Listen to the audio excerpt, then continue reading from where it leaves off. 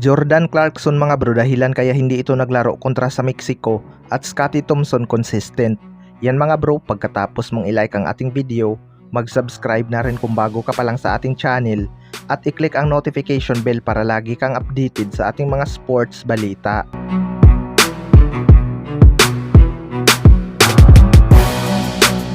So huling tune-up game na nga ng Gilas Pilipinas mga bro kontra sa Mexico bago ang FIBA World Cup.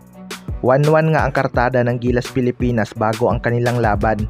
Walang ang NBA player itong national team ng Mexico mga bro, kung kaya't hindi na rin pinaglaro ng Gilas Pilipinas itong si Jordan Clarkson.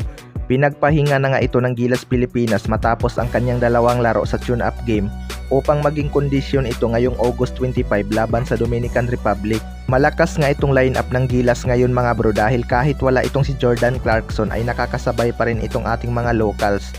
Sa second quarter nga ay lumamang pa ng 5 puntos ang Gilas Pilipinas pero binawi naman agad ng Mexico. Natapos nga ang laban sa score na 77-84 mga bro. Kita talaga natin na kulang pa sa chemistry itong ating national team. Nakapagtala lamang ng 1 point itong si Renz Abando at parang magiging alanganin pa nga ang kanyang chance na mapasama sa Final 12 ng Gilas Pilipinas dahil bumawi nga itong si Kefe Rabina at nagtala ng 7 points. Hindi rin gaano ramdam ang Twin Towers ng Gilas na sina EJ Edo at Kai Soto. Sa kabilang banda naman mga bro, Scottie Thompson consistent pa rin. Dahil nga sa kawalan ni JC sa kanilang huling tune-up game, kailangan nga mag-step up itong mga locals natin. Pero tanging si Scottie Thompson lang talaga ang consistent sa mga locals ng Gilas Pilipinas mga bro. Nagtala nga ito ng 14 points, 6 rebounds at 5 assists. Siya lang din ang nakapag-double figure sa opensa. Mabuti na lang talaga at nakabalik itong si Scottie Thompson sa ating national team mga bro dahil siya nga ang isa sa bumubuhay sa opensa ng Gilas Pilipinas.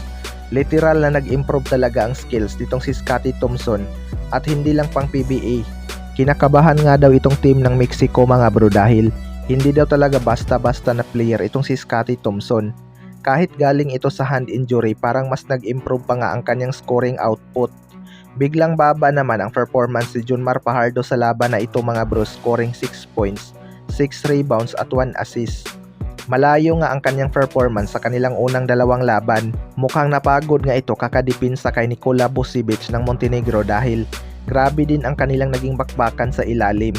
May 2 araw na nga lang sila mga bro na mag-adjust sa kanilang chemistry at planuhin kung paano nila talunin ang malakas na Dominican Republic na mayroong Anthony Towns.